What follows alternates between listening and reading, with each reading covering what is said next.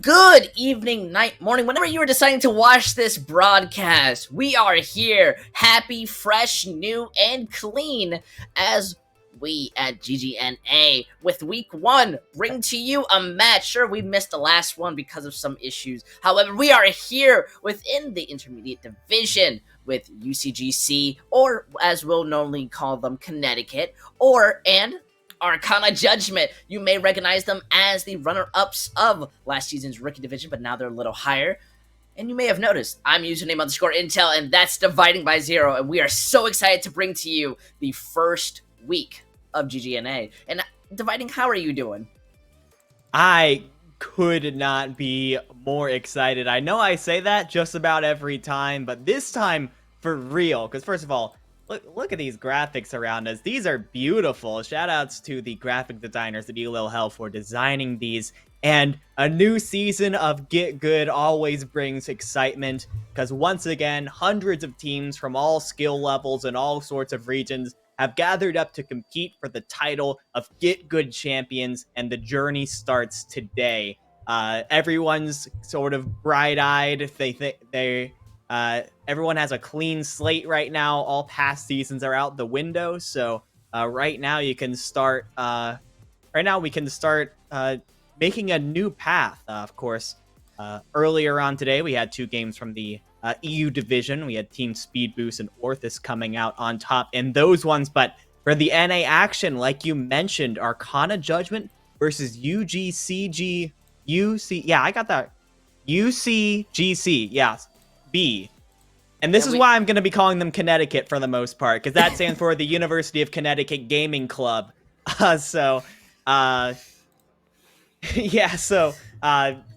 Super interesting team. As a collegiate guy myself, love to see collegiate teams getting involved. Only think we're scratching the surface of collegiate potential in the Overwatch scene. I definitely agree. Collegiate is something that is starting to come up more, especially with the involvement of Blizzard themselves kind of helping it out. But look at this, we have some rosters, and that means, well, obviously a collegiate team, that means they play together, they possibly live in the same building, and I feel that's going to be building a lot of synergy, or at least some comfortability, compared to when we go to Arcana Judgement, which are not a collegiate team. They're not a collegiate team, but they are no stranger to Elo Health. People who have been watching for a while might remember that Arcana Judgement actually played in the rookie division of GitGud at Season 7, where they performed very well, actually. Made it all the way to the grand finals of that Elo Hell season in the rookie division, now taking their talents a level up into the intermediate division. Carson and JD Gotchu, as far as I understand, are the only two carryovers from that rookie division team. But I'm super excited to see what this organization has to offer as they take a step up in the competition. This is definitely going to be bringing in a new type of environment, and especially mindset. We are going to be moving into the maps just shortly, but the thing I like about them returning, they're going to be able to play Nepal first, but they're going to be having a new attitude. This team has felt a loss, not a really big loss. I think being kind of runner-up is amazing, but now they're going to be ready and they're going to be hungry to kind of continue up that streak and kind of go for the goal. I think Nepal is one of those really good maps to start it out on. Absolutely. Nepal has these crazy extremes where you have a shrine, which is super open, allows itself for flying DPS comps, dive comps, and then you have village, which has the closed in point, which lends itself very well to brawl comps, and May compositions are played a lot there. And then you have Sanctum, which has the massive hole right beside the point, which means just maximum chaos. Oh, I definitely agree. And that's going to be a bit, I guess, up to flexibility in these teams. I feel that's what Nepal very much thrives on, is what do you run and how do you run it? Because each map has its own different variety. As you said, we do have the opportunity to be able to run Brawl, or you could just kind of switch over to Double Bubble. But recently, we've been seeing a lot of Wrecking Ball starting up, especially when going into these maps which rely on rotations. And how do you kind of feel about that? Because I think it's definitely bringing it more interesting and more you need to communicate more when it comes to dives. Wrecking Ball is a character that, yeah, like you've mentioned, it is very speedy. Wrecking Ball is, of course, getting into that ball form, rolling around, grapple hooking yourself all over the map. You can get anywhere in no time, as well as set up a lot of great opportunities for the rest of your team by rolling into people out of position or pile driving them up into the air. But finish off the gold very well by himself. So it does require communication from the rest of the team to be able to follow up on that. However, as we're heading into Shrine to start off, we're going to be looking at some brawl comps coming out from both teams. Pretty traditional brawl, though I must mention that Kosai on the side of Arcana Judgement is on the Cowboy right now, while Set is running with the Hanzo. I'm not too surprised to be seeing these types of compositions. I'm more surprised to be seeing this Hanzo out. People prefer the McCree solely because you get that stun and you're able to kind of move in. And look at this early fight. They're already looking to have some form of advantage. It's up to Carson and Jack to kind of build up those beams, take down those shields, and they're playing these rotations. They're looking for it, but it just seems that Connecticut's taking the majority of the damage. Both immortalities are melted down extremely fast, and while these beams are built, Player is going to be the first one taken down. We already see this is the benefit of having that McCree being able to overstay your wealth and being able to kind of move in, especially with Jade having still their shield up and being able to play as a Reinhardt. You can't walk into that. Yeah, we see the first two kills of that fight go the way of Kosai getting the final blows. That's why you have him play that character. Compared to Set, Hanzo's a lot better at chunking damage down with storm arrows and can get some lucky headshots, but Kosai's damage is just way more consistent. But look at this, they really want to move in. That's a good Dragons. It forces out the Sound Barrier and the Diva Bomb. They used a lot of ultimates to try to start this fight out, and it seems that they are getting the benefit out of it. And look at that amazing shatter from Player. My goodness, I want to start hyping people up, and yet they managed to always prove me wrong. The counter shatter does still put this back into their favor, unfortunately, because of just respawns and such, but my goodness, that was extremely close. It was quite the attempt from Player there, getting a triple kill in that fight off of, I think, at least 5-man shatter coming out, but unfortunately, it's difficult to follow up on that when your entire team is dying around you. Now, as we head into 55% and counting, both Symmetra walls are going to be coming up. An interesting teleport as they use that counter wall, but I don't think it's going to be getting much value. They already ignore it, having to play onto the point. The Heinen's being used, so the Sound Barrier has to be there for defensive, but Jade's perfectly fine. Although with Anguish gone, they have less healing. They don't have the room to kind of play as aggressively, and especially with that window there, it slowly melts them down. There's just nothing you can do when walking into this type of kill box. On the bright side, we do bring this close to a one-fight territory when the point kind of recaps. It is going to end above around 85%, probably around 86. Anguish overstays their welcome a little bit there in that fight. That might be a little bit of uncomfortability with this certain role. I slightly stand corrected before. Anguish is actually on the last year's team, but he was playing DPS instead of flex support. Quite interesting. We see that Dragons comes out, it splits them up, and Carson's gonna be found with that very clean headshot. Unfortunately, they weren't paying attention to Set, who really needed that healing. And the counter shatter from Player doesn't get hit by Jade's own shatter. It just jumps out of the way and manages to hit this beautiful one, which does help them out in the team fight, and it pretty much just guarantees them the win.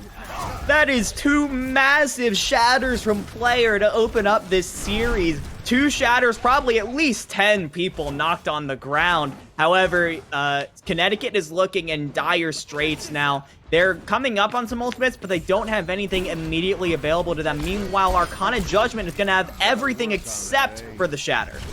Yep, they're gonna have to be relying off of their walls. Look at that, they're gonna be using it, but it seems that they want to walk into the high noon. They're gonna be sacrificing their Lucio, and their Reinhardt is far out of position. But they do get the remake, however, it just does not work out in their favor. They don't play to their strength, they don't play to the wall. I mean, Cossack is gonna be missing most of these shots, but they do get the cap in, and it's really only one fight left. I'm on. Yeah, 89% and counting now for Arcana and Judgement. UCGC do have time to get a touch, but they're not going to have a full fight. Riker swapping over to the Wrecking Ball, try and get back faster. The Player is going to go down before he gets the shatter. Oh, that's not looking good. They have to use the Sound Barrier to try to touch to Riker's enable that. booped away. He doesn't get the touch. That hurts to the highest degree. They're not going to have any opportunity. And honestly, it's just, that's why you have Wrecking Ball for. You'd be able to kind of move around, have the mobility, and it sucks when that gets denied. What a heads-up play from Super Dittochu, I believe. I imagine that's who was causing that. I just saw the Wrecking Ball basically bounce off the point, it felt like. Roll in, rolled right back out. But now, as we head over onto Village, UCGC is changing things up a little bit, moving over to a Reinhardt Sigma comp, unless player changes things up at the last second here. Riker's now going to be taking the reins on Reinhardt, and they go for a lot more of a sturdier composition with 2 shields. I'm not rocking with what they're playing. It's just a little bit uncomfortable for me. I'm not very used to it. As well as they're going to be arriving to the point late. How does the Sigma competent try to play around it? I mean, it does rely a lot on poke, but look at that, your Sigma falls down, the Brawl can immediately run onto you, and this is what they're choosing to do. Play inside this kill box, deny you any room to try to contest, especially with that Mei wall. They get this point up, your team is split, player gets the immortality just fast enough, but there's still not much your Sigma can do besides die. You've now switched over in the fight, you're down 1, it's a 5v6, and you're very much relying on your own DPS to do as much as possible, but that window is a guaranteed kind of just W thumbs up while your rest of the team is just kind of respawning and saying, what did we do wrong? Feels like Connecticut have sort of misjudged this situation. They're playing a sort of long-range pokey comp that's supposed to be sturdy and set up on the front line, while Set is getting a bunch of chunk damage in with those sticky bombs and projectile fires, but Arcana Judgement is playing around the objective perfectly and is able to withstand those fires. This is the benefit of Brawl comparatively to a poke that plays up close. Look how they already want to be playing back and yet moving in. Riker does have the Shatter when player was the main tank before, so we're going to have to see if he lives up to that destiny. But look at that, the Shatter's going into the Sig wall. They managed to almost bring down Jade, and they Shatter, but the Mei wall is going to stop them from being able to walk in and lose Riker. A bunch of ultimates are coming out because it seems that Arcana Judgement, they feel that pressure. They lose Jade and they make sure that they want to be able to win it. But there's really not that many people alive, as Code is just able to start getting value, start able to walk in, and they win that off. But they invested a lot. A very expensive fight for Arcana Judgement. 4 ultimates used on the back of that. They're just going to be working with the Blizzard from Carson and the Amplification Matrix from Anguish, 2 very impactful ultimates indeed, but Connecticut is going to be working with 4 ultimates by themselves. They have everything except for the tank ultimates coming online. As long as they can withstand this Blizzard well enough, they should be able to take this fight, and they need to take this one. Oh, look at that. They're already forced to use the immortality. They're popping up these ults. The Blizzard does come out, and it seems that they're captured with it, but the bomb is high in the air. They're not able to really do much besides slowly walk away. And I've got to say, that was an amazing kind of usage of a Blizzard and bomb to deny the team to be able to use their own abilities. They're forced to hit this res just to be able to try to touch this point, but honestly, there's just not much you can do, because Riker's just a main tank, and main tanks don't really get to play the game of Overwatch. And so as they don't have anyone else to come back on because of respawn disadvantage, Arcana Judgement, they're going to be winning out Nepal. Unfortunately, it seemed like Connecticut kind of got out-comped there on Village. They probably should have, after losing that first or second fight, swapped to mirror the Brawl and try and play around the objective.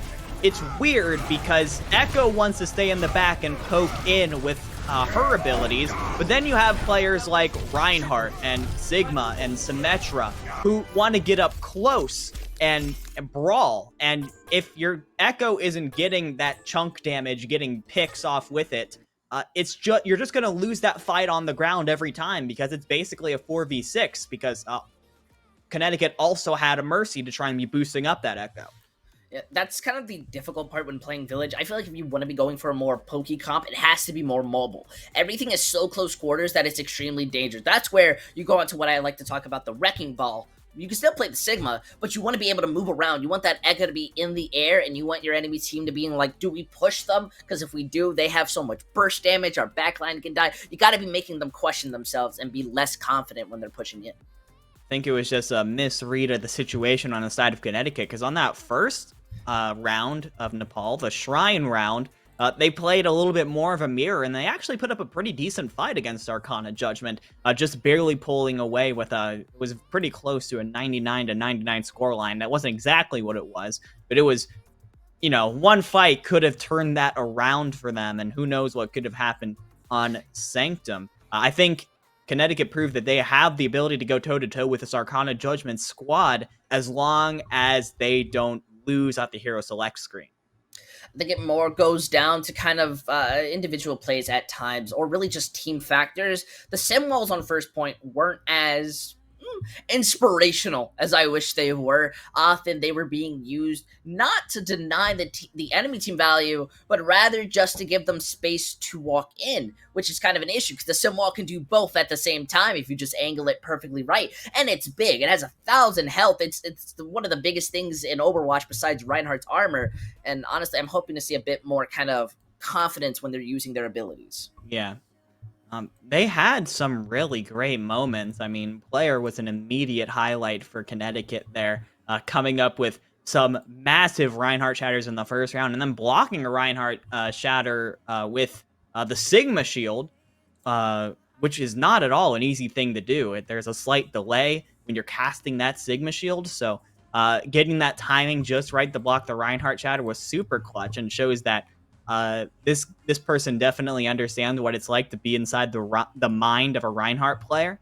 I just think they have to be able to play around that a little bit better. I think the mind of a Reinhardt player is mostly Ooga Booga Shatter.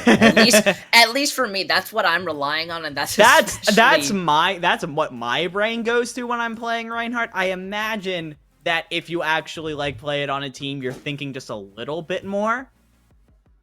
I mean, you're the shot caller at times, so it makes sense. But we're going on to the Ooga Booga Shatter map, which is more specifically King's Row. King's Row is a very popular map. I think everyone at least the favorite map of both of these teams, favorite hybrid map.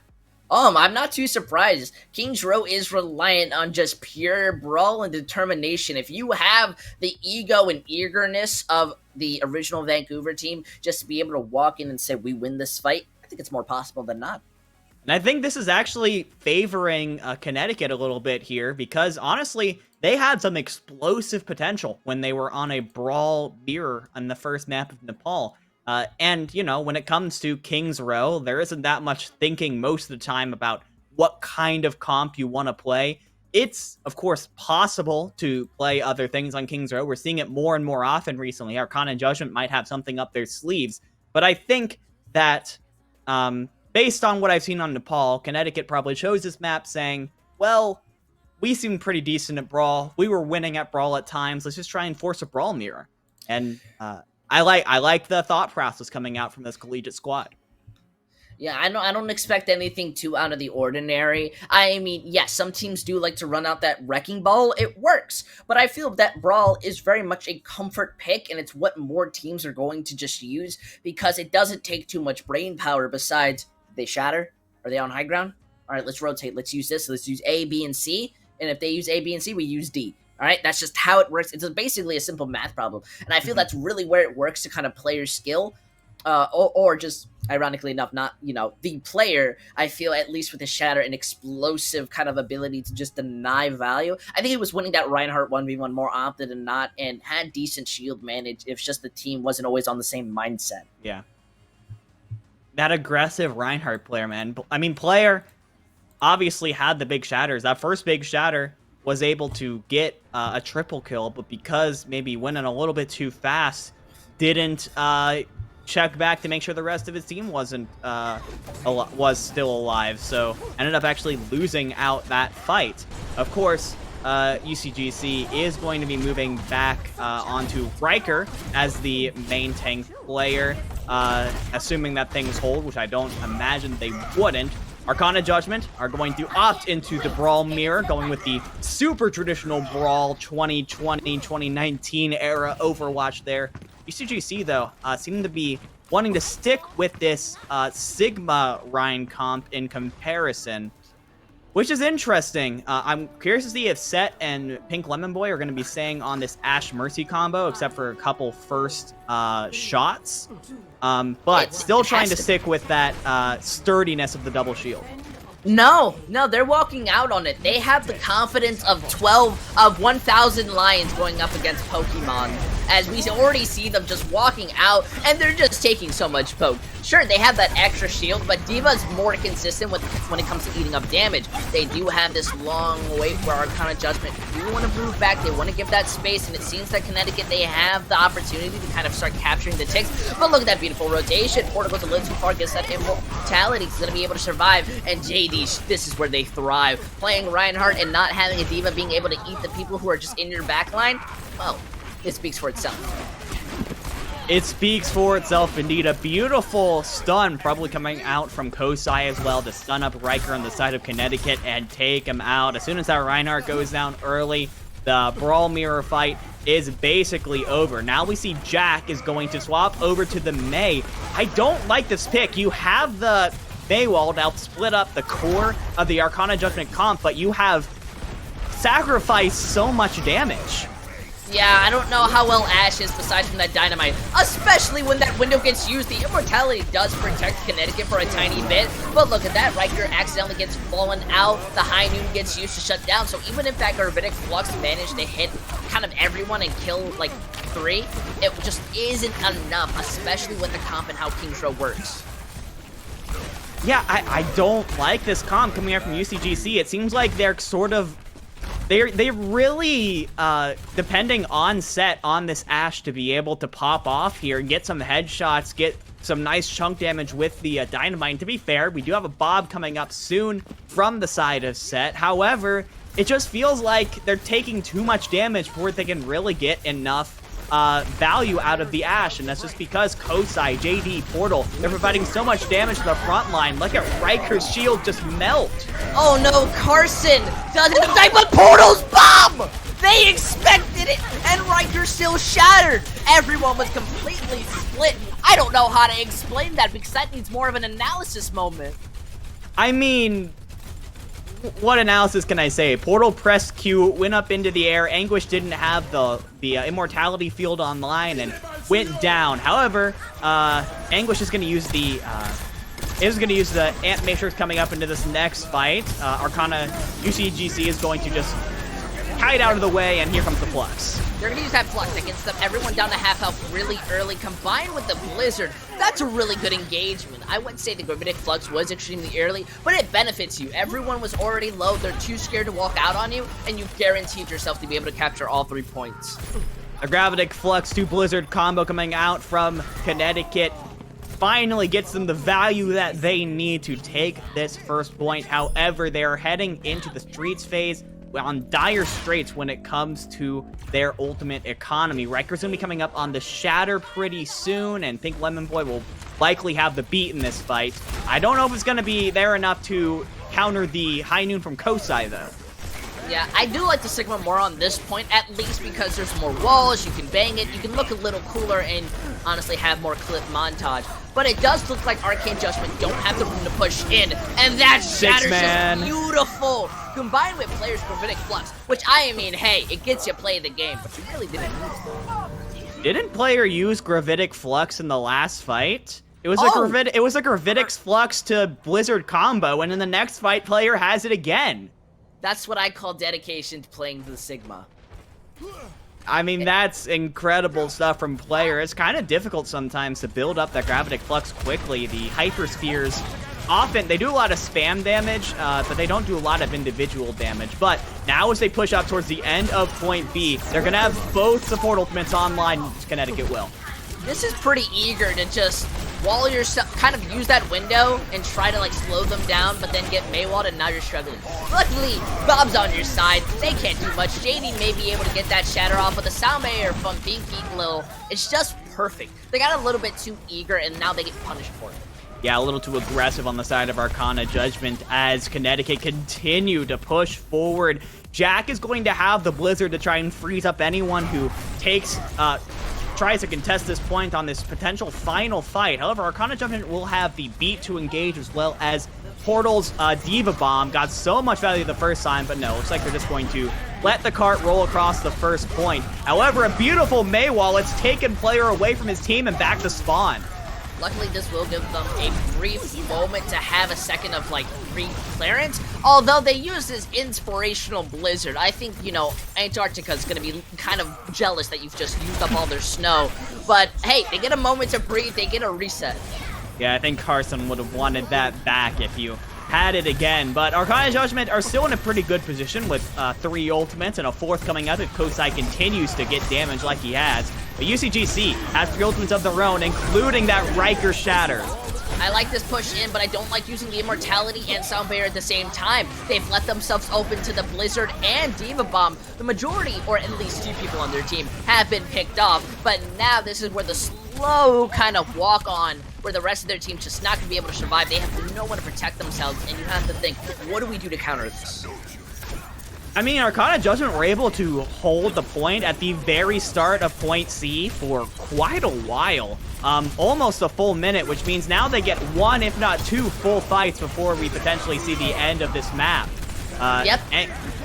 Yeah. They do seem to use that window extremely early to try to force them out, try to play around, but Riker has to shatter. They do melt that Bob immediately fast. They didn't know everyone could be an assist, but look at that. The high dude gets canceled. Dude, a striker. Riker just being able to hit that shatter. My goodness, JD is just not confident when it comes to holding up these shields when the enemy team starts walking in, and that's just like guaranteed capture at 1 minute and 32 seconds.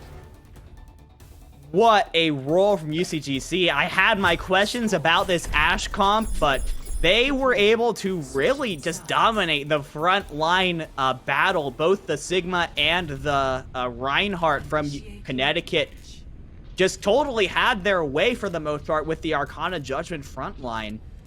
Beautiful stuff coming out from Connecticut, proving that they are not at all out of it, even though they lost the first map in the series. Beautiful stuff coming out. Now it is Arcana Judgment's turn to try and respond. Of course, going up 2-0 in this first of 3 series would be the most ideal situation. I imagine that Arcana Judgment's probably going to stick with most of the same stuff. They are currently showing a Hanzo. I'd be surprised if they stick with it. Set is for sure sticking with the Hanzo, though. We've seen this from Connecticut before on Nepal. It did not get them very much success. Is going to be looking to try and reverse those fortunes this time around. I feel like this is truly where their composition is going to make it strive. The Mei is amazing, but I feel like Set really picked a good character here because the way that they want to play is angles. They have a lot of poke, and they're going to be able to shut them down. They're even forcing Arcane Judgement to say, let's just do it better than them. However, Player and Riker have just been on fire throughout this match. They have. Riker and Player, the front line, holding it down for Connecticut. JD and Portal have actually swapped their own Rhine Sigma comp to counter this. So we're getting a true counter, actually a true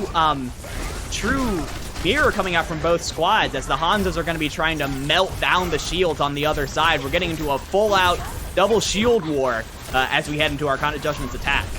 That's an amazing defensive Mei wall because Carson got a really nice one out. And I can't really say who has the advantage in this fight because it's really kind of individual. That charge does get kind of the tank line low for Connecticut, and they're really just struggling to survive, and it seems that Riker, their Mei wall just did its job. It shuts them out. They do get this first hit. They're using that window as in security. So anyone who tries to touch is basically just going to be hit with a rocket, a barrage of bullets. And we already see that second tick coming out. They take out Set. You don't really have a chance to contest this anymore. You've given it up the moment that you didn't decide to kind of contest as a team, and those staggers and that Mei wall help out.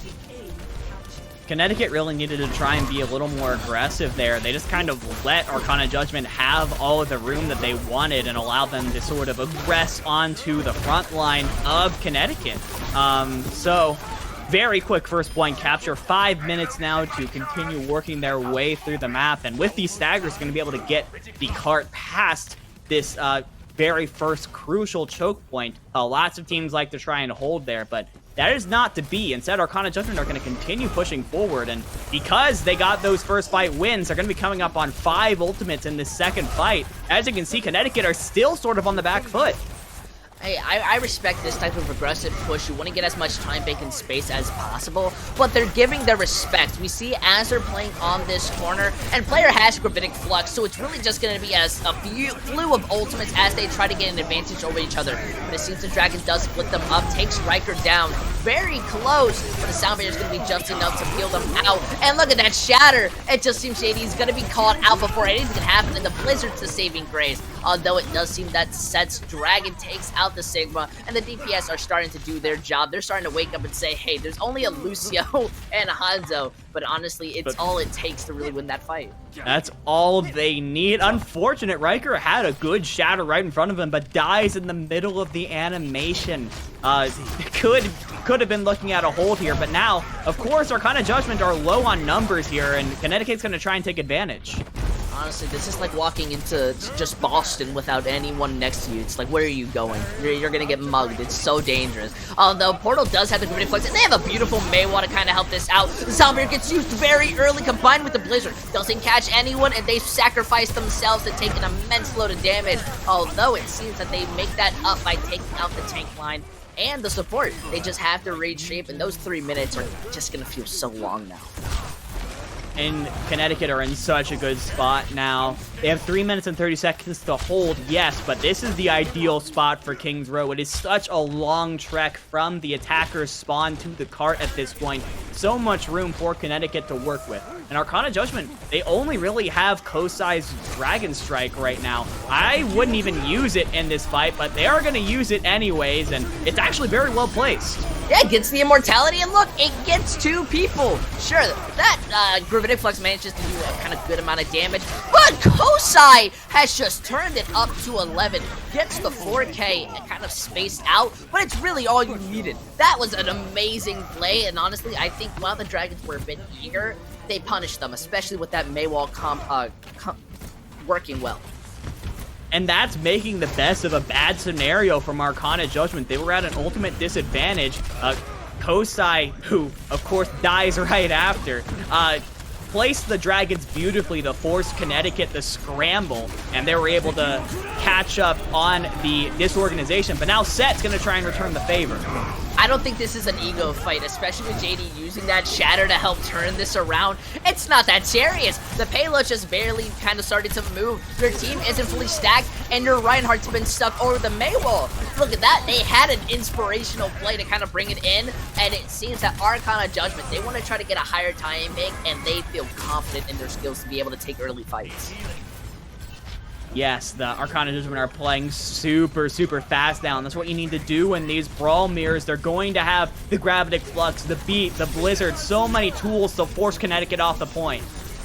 Now, this is where they come in close. They are somewhat split on the side of Arcana Judgment. This Gravitic Flux does help out combined with Kosai's damage. They need to touch this point. However, that Blizzard does an amazing job of forcing people off and picking them when they want to try to contest. And look at that, 3 minutes and 2 seconds. I would say that's really great, but I've seen less time banks and higher comparisons, and then they just immediately start to bring it back in. So I feel Connecticut, we've only yet to see them begin. I have to say, I mean, it does show a lot of tenacity on the side of Arcana Judgment, though, to have Connecticut finish the map against them with a respectable time and go out and say, okay, we got this, and then finish with a time that's almost double what UCGC got in that first matchup.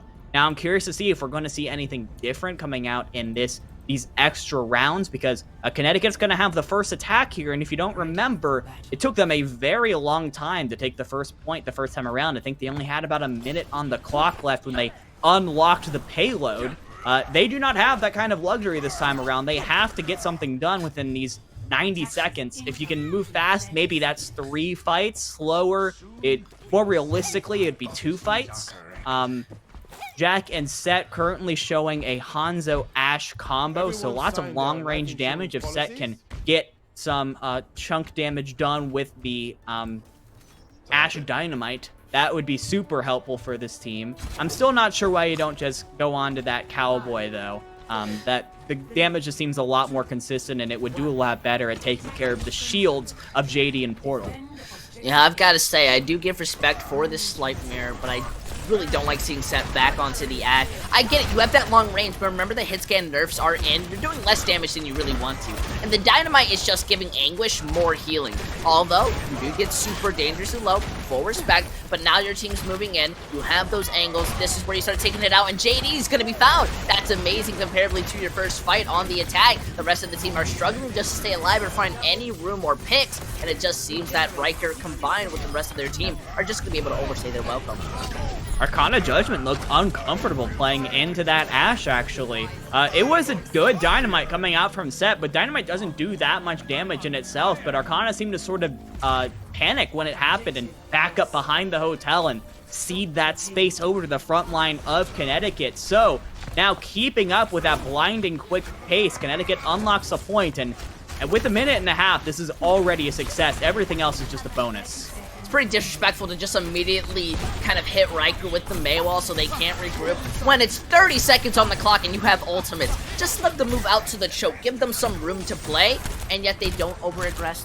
They're respecting their enemy. They want to give them a little second so that payload gets closer. Because look, they get Set, who is a little bit ego-peaking, just doesn't have that moment, and this is where they're ready to just run out on them. The Reinhardt's continued on, but they give them time to use Gravitic Flux. Look at that, slams down into the air. The sound barrier is there to kind of save them from any strike, but the Blizzard is combined out. The Reinhardt may be going for that inspirational shatter in the backline, managing to help them out. The Bob is there to contest. However, they are kind of at this disadvantage. They need to continue touching, and they're struggling just to be able to. The Dragons goes through the walls, but it's not going to be able to hit anyone. And it seems that just with the coalescence, that gives them the confidence just to overstay their welcome, moving forward. And with only kind of the overtime time bank helping them out, they're continuing to push forward. They have no fear in their hearts, and they're even forcing Arcane Judgment to retreat.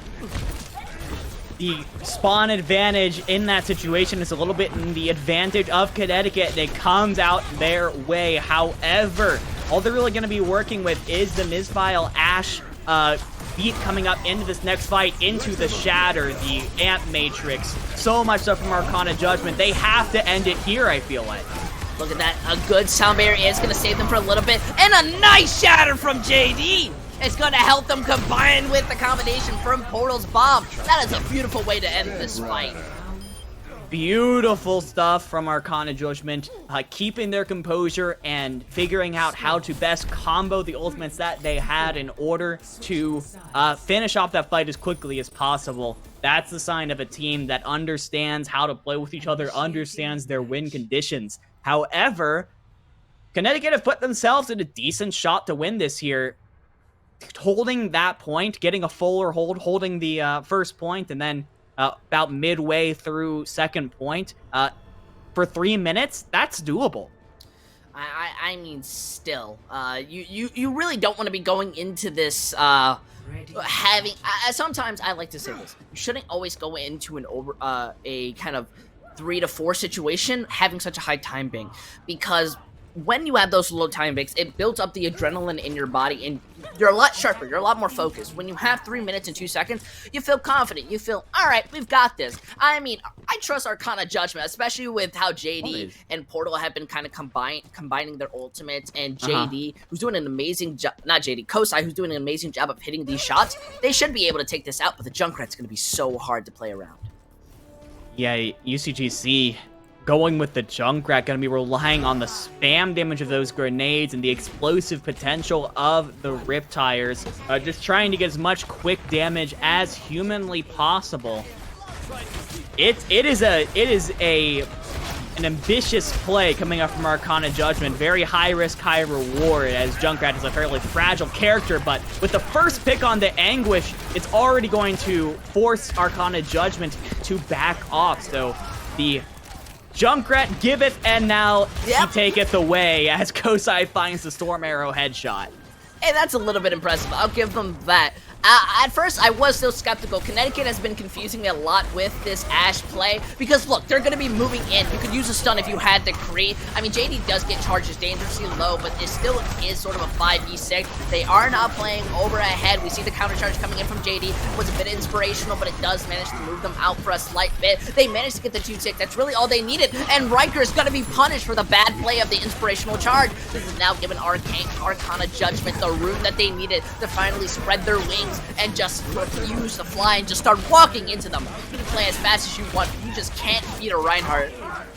Ooh, look at this 1v1. Oh no, Portal, you disrespected the 1v1. Come on, you can't do that. As the staggers continue to come through the Arcana Judgement. This is a serious game we're playing right now. The staggers are huge right now as the remaining members of Connecticut just struggle to try and back off in time to make sure that their names are not added to the pile of stagger kills. Connecticut has quite the ultimate bank to work with here. The Riptire, the Shatter, the Beat, the Coalescence, the Bob coming up very soon from set.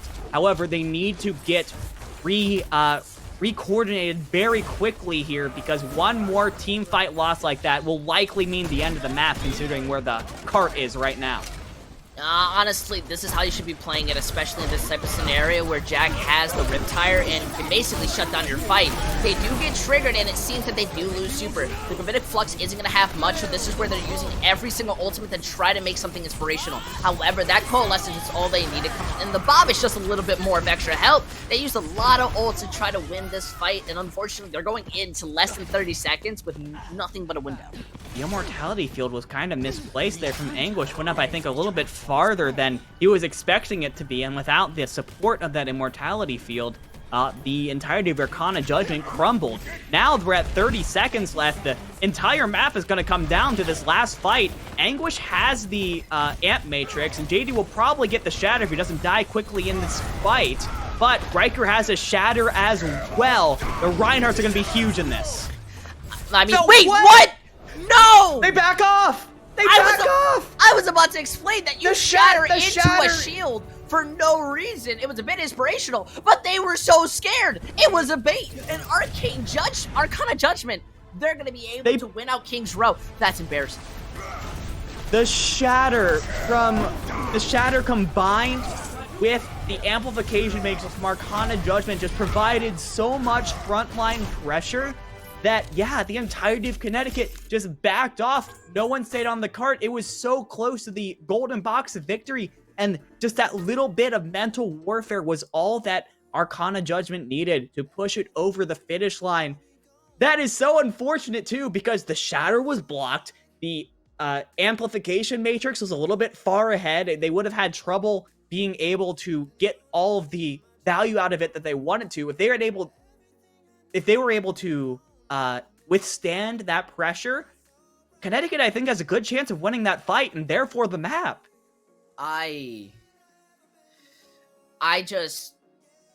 It's the responsibility of the Reinhardt to stay on the point, to be able to have that defense, right? Yeah.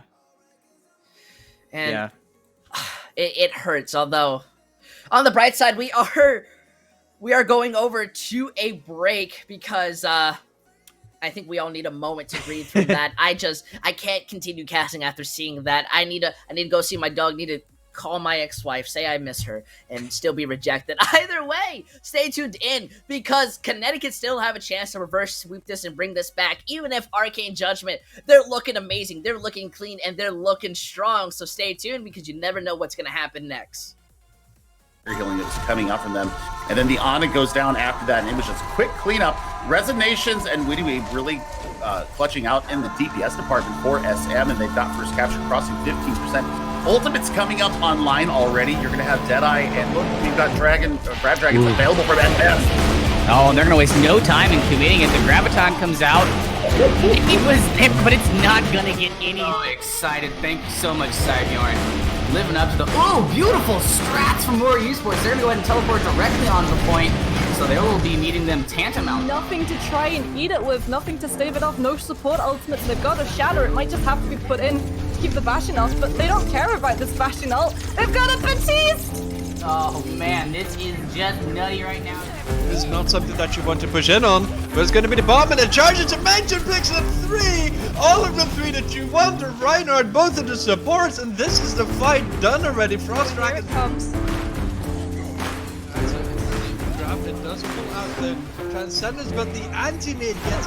Here comes back on the Doomfist, not hacked up by that EMP critically. Starjumper has the Deadeye, no hack this time around. Starjumper gonna clean up the fight, get 3, get the electric cowboy for dancing effect. this might be the best map for that in all of Overwatch as we see the hook shot and Bane with the silk thread shot showing off. Isn't gonna work really well against the Ghost Confar as fine the UP will find but you're not gonna get through this. I love watching teams that I haven't seen play before play. It's always thrilling. Round 1. It really is. It's wild cards, you know, it's something you don't get to see at the higher levels. You know, everybody's, you know, at least been seen usually at lower level matches. So this is always a fun experience.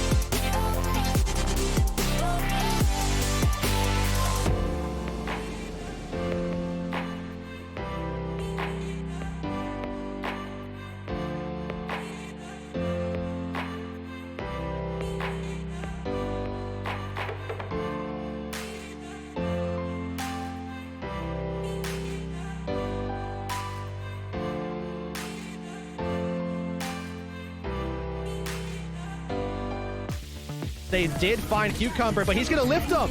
Oh, Vulcan gets caught right into that, and Speeder's gonna be able to follow up. Talking about jumping over to the Doofus, talking about playing into the Doofus. A manos de la bola. Ya son 3 las picks que conseguía el equipo de British Hurricane. We need your help to decide our Opinion Outpost MVP of the match. He's got a minute to kind of work some sort of pick against this Doc, and oh my good lord, he just got eviscerated. See?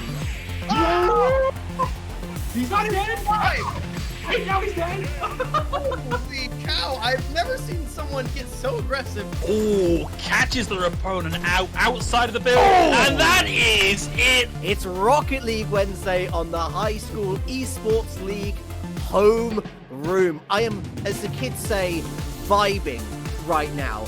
This is just fumes for them, while Pharaoh rips shot after shot after shot of the back then. Good wall towards site, but it's already been broken, so they can't even get that spike down trustedly. Camera over towards site, and again, it's getting all that information. Epoch going absolutely massive! Here in this map number 4 season, up on championship point, being up 2-1. Nifty dropped down to 19 HP. Joker with his M13 in hand is just trying to hold the angles.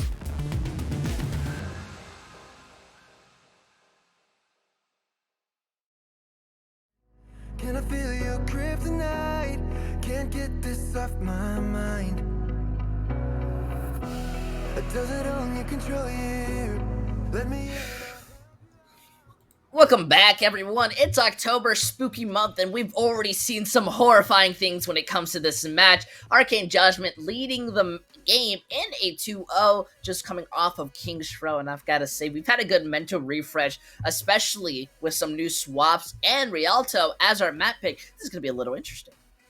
Yeah, at this point, if you are Connecticut, you just got to shake off what happened in the last map and let things continue. You've got to put together this reverse sweep. King's Row proved that you can do it. And as we head into our third map, we do, of course, see a couple of swaps. As mentioned, we have Aragorn coming in for Set on DPS, and then Snow will be coming in place of Player.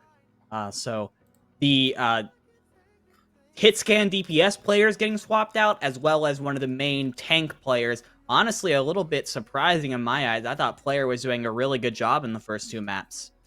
Yeah, I definitely agree. I feel Player was one of the strong suits. I think the take line in general was pretty consistent at what they were doing. They were able to move in, they were able to get damage, but it just felt like kind of the team wasn't always working in the same mindset. True. Although, after a scenario like that, I would give my tanks a break too. Arcana Judgement is definitely playing like a team that knows what they're doing, and that's what's setting them apart so far from Connecticut from me. Yeah, even though Connecticut might have those super pop-off plays where there's a massive shatter or Hanzo picks off 4, Arcana Judgement are able to hold strong through all of that. They're able to play around each other's abilities, play around each other's ultimates in a way that I haven't really been seeing Connecticut do yet. It's just the mark of a team that understands how to play with each other. Yeah, honestly, I was a little kind of skeptical, at least when it came to the last King's Row, because I feel like Connecticut are slowly getting better when it comes to defending. They're slowly starting to understand Arcana Judgement, but then Arcana Judgement, they just seem to understand their win conditions so much that it doesn't even matter, and they seem reliant on just being able to work as a team to kind of win this off. And I think when going on to Rialto, that's what matters the most, because it's very popular to the double bubble composition, or more specifically, the kind of double shield, which I feel most teams kind of rely on. Mm-hmm. Ready for battle. Absolutely. As we head into Rialto, Arcana Judgement are actually going to be swapping things up a little bit here. Kosai and Super Didochu are going to be coming out on the Farm Mercy. This is a new look. We haven't really seen any Farm Mercy coming out from either of these teams so far. Kosai is going to be raining down rockets from above. Actually, on the other side, Connecticut, Aragorn and Pink Lemon Boy are showing a Farm Mercy of their own. Maybe this is why Aragorn has gotten swapped in. A bit of a Pharah specialist for this Connecticut squad. Yeah, maybe, but I'm not going to talk about comps if they just don't play it. I do find it interesting, more of not the DPS difference of Carson versus Jack, but rather it's Ana versus Baptiste, Anguish versus Snow. Who has the better kind of healing or security in this fight? Yeah, this is actually really interesting coming out from Connecticut. Snow swapped in the slot of Player, but is going to be playing flex support at Baptiste, while Misfile Ash is going to be stepping in on that off-tank role, has been playing support up to this point. So are those role swaps going to help or hurt Connecticut? At this point, you may as well just throw things at a wall and see what sticks. this is where the Baptiste does shine on the bright side. Look at that, Carson gets found out, doesn't manage to win against that Pharah, and now they're able to move forward. They have so much healing plus that immortality that they're safe in every type of scenario. They did just lose it, but look at this. Argon is just able to kind of move in to get those shots, and although the McCree is what they need to kind of start getting that advantage, the nano onto JD, it's just all they truly needed to feel confident, and that's the bright side of Ana. Yeah, that Anguish is very much exposed when it comes to just trying to stay alive. Pharah often has a really good vantage point on that Ana. It's one of the first places you go to, but that is why you choose the Ana, the sleeps, the anti-nades, and of course the nano boost can be so impactful for the team. Connecticut coming in with 4 ultimates coming up as soon as Aragorn gets that barrage online. Actually, Jack is coming up on the high noon as well, so it's about to be 5. I give them a lot of respect for being able to get these ultimates out fast. Although, look at this. Kosai's waiting for the barrage. Isn't found out. Uses it to take out Jack, but the counter barrage is even enough. Though they do get the more favorable win because that Valk is only going to be able to do so much. And you're going to get that res out, which wastes a lot of resources. Carson comes with the visor. He sees you and slowly going to be able to take you out. They do get that nano interested enough. Hey, I've seen worse combined with the Diva Bump. A lot of ultimates. I will say that is Arcana's biggest weakness, but it just looks like Connecticut aren't being able to use their ults to the kind of highest efficiency. And that's 2 nanos and 2 fights for Anguish. Is building them up so incredibly quickly. I will say the Baptiste play throughout this series we have seen a couple mistakes out of Anguish, but so far just off to the side there without a care in the world, playing some beautiful Ana so far in this matchup. I think Anguish right now has been the difference maker. Carson also doing well, putting constant pressure on that for Mercy combo. Aragorn, of course, has swapped to Widow. Doesn't want to deal with it anymore. I don't really know what to say to this because look, JD's going to be able to walk forward. You're playing down this one side angle. You almost take out Super, but you don't manage to hit the headshots. You are reliant on a Judgment making big mistakes that they have just not shown. Yeah, you're just trying to snipe that for Mercy out of the air right now, I guess, if you're Aragorn. You got the double hit scan coming out from Connecticut, which means you have acknowledged the Far Mercy is one of your biggest problems right now. But yes, it does depend on Widowmaker being able to get that pick in the back, which requires a mistake from Arcana Judgment. Thankfully, from that bomb, they aren't able to follow up on JD Shatter. But look at the barrage. It's built. The moment that they get found out, it's going to be an issue. Although with JD gone, they have no shield, and they do give room for Gorn to be able to start taking shots. But it seems that Jack is a true Widowmaker, being able to just hit those headshots due to the high noon and giving them a chance to cap this point. Yeah, beautiful stuff from Jack. No shield in the way. All the squishies right in front of you. That's a great time to use it. Now, we are going to be seeing a contest potentially from JD. No, never mind. Riker is going to put an end to that right away. Aragorn now starting to heat up on Widowmaker, and that could spell trouble for Arcana Judgment. They don't really have a ton that can hurt Aragorn, especially if he's hitting his shots. Carson can do some, Kosai can do some, but if Aragorn can land those headshots, that they won't be able to do enough. I mean, but in reality, why are you playing Widow when it comes to these kind of tight angles? You do have the long bridge sight, which are sitting there, but you've lost Jack and you're not able to move into the fight. The barrage is going to be combined. It doesn't fully get in because it's so close and the damage is just there. And they're forced to kind of use that Valk because they were worried about living, and now it's just there to just retreat. Yeah, this is one of the toughest spots to push through on Rialto, just because the defense has those vantage points from those building windows, and in order to get anything done, Connecticut has to try and get past the bridge without getting picked off at all. Of course, you get a pick onto the Diva, and now the Ana Aragorn. You question the Widow pick, but they're making it work right now. They're up in this fight, and they're going to try and push their advantage. I mean, hey, that is good. They get that res out, and that's less to worry about. But now look where they are. This is kind of my big worry. They're on top of this high ground, and they really don't have anyone to kind of contest it. They have to force the enemy team to drop down, but they can freely contest. Look at that. The Antsi's going to be hitting the Riker, and now they're struggling to move back. They use that window as a defensive thing, but the Shatter's able to hit the support. The counter Shatter does manage to kind of find out Portal while the Valk manages to heal up. JD does get found due to that charge over investment, but that beautiful Anti Luckily though, Riker is far away enough to where nobody can melee hit, and there's still no Reinhardt from JD, although it just seems Carson and Kosai are going to be able to pump in that damage to stop anyone from doing anything.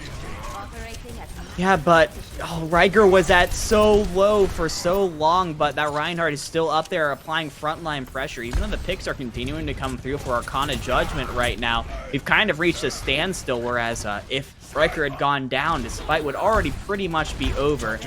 Connecticut decide to try and retreat as Carson is saying, no, you don't get a chance to rest. We're going to go in and use the tactical visor on you. Doesn't get a ton of value out of it, but you saw how Connecticut had to scatter in response, and oh man.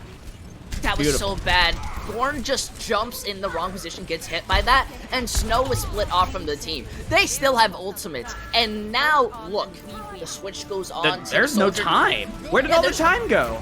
They throw that bomb out. It's a good bomb. It almost takes out Kosai, and they manage to touch. But look at this beautiful barrage. Your immortality is gone, and so is your team. You do manage to kill Kosai with it, but your mech is sacrificed in the end. And you spent a lot of time relying on that Widow with no time being to be able to set that up. And it just seems Arcana Judgment, they've built themselves a nice condition, because that is the best spot you could ever get that payload on second point. Yeah, that is tough for Connecticut to try and that is so incredibly winnable for Arcana Judgment. I'm a little confused. I love seeing Widow play. Don't get me wrong. Those headshots, they're so satisfying, and Aragorn definitely gave us plenty of them. When it comes to that particular portion of King's Row where there's this big bend, 2 right angle turns that you have to get the payload past, those are 2 right angle turns that Widow has to contend with, and has to contend with other people hiding behind. The sight lines are so short, it becomes very difficult for her to get value in. The second that Aragorn didn't have the sight lines that he wanted, that allowed Kosai to kind of run free, because there wasn't a Widow threatening his spot in the sky. So Arcana Judgment managed to hold on here and put themselves in a beautiful position to put away this series with a clean 3-0 and a warm welcome into the GitGud Intermediate Division. Meanwhile, Connecticut, newcomers to the scene, trying to get the starts of a reverse sweep going by pulling off a bit of a fuller hold here. Aragorn is going to come out on the Widow. You're living and you're dying by this pick, Intel. I definitely, I couldn't say it stronger that you basically are living and dying by this pick. The Widow is very eager, and it's very good to shut down Kosai, especially when they're walking out, but they're basically going to be able to move underneath you. It's all about line of sight and angles, and that's how they want to be playing. I feel you have a bigger issue just waiting for them to walk in them, or really just being reliant. But Gorn has been amazing when it comes to hitting these shots consistently, so I'm not too worried. Yes, we have a bit of a sky battle here between Kosai and Jack. I will say, when it comes to Pharah versus Echo, I do like the Echo in that duel just because it's a lot more maneuverable in the air, but Carson is saying, you don't really need a Mercy for that anyways. I'm going to nerf you a little bit. And they have the advantage in this fight. Just look as they're able to kind of overstay their welcome. They take everyone out in the sky, and the DPS are able to find those who are just not protected by the shield. And look at that. You say, never mind going straight onto the McCree, because now you understand your mistake. Yeah, we finally get to see the cowboy pick out of Aragorn, just finally deciding, okay, the snipers are not going to work here, but is it too little too late as the cart is inching towards the end of point A? We are looking like we're not going to be seeing a recontest, so it is 5 minutes and 20 seconds for Arcana Judgment to push this cart just 80 meters and finish this game. JD has the Shatter, Kosai has the barrage coming up. Snow will have the Baptiste ultimate, the Amplification Matrix, in a minute on the other side, but really there isn't much else that Connecticut's working with. Oh, they do get an amazing kind of damage onto JD. And look at that, the Immortality is going to make sure that they can't even barrage. It's a nice early fight, and you get that mech. That's really what you needed, but that's not what you wanted. Kosai is now set up for the barrage, and you are down.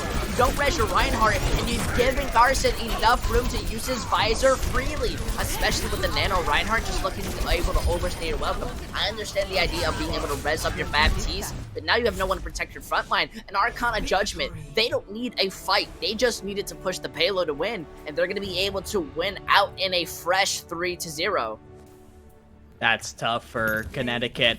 They lost the first fight, and it felt like they were backpedaling from that point forwards on their defense. The cart barely stopped moving. They just seemed to be a little bit out-pressured from the Pharah Soldier 76 combo coming out from Arcana Judgement in that offense there. And I don't know about you, but I have to keep thinking about that Kings Row matchup and how if potentially they had stuck onto the point Connecticut and had won out that fight and went into Rialto with the 1-1 in the first map win under their belts, maybe the mentalities would have been in a different place. Maybe they would have been able to swap quicker instead of trying to force the sniper picks to work. I don't know. It's just what ifs at this point. But Connecticut showed some great fight today. Unfortunately, the 3-0 does not go in their direction.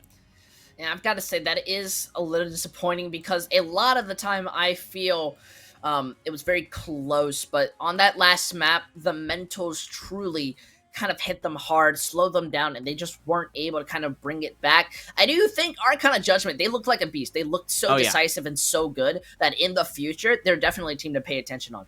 Last season runner-ups could be this season finalists. Yeah, I mean, if you're an intermediate team, you should be keeping an eye out for these guys when they show up in the Swiss bracket next to you.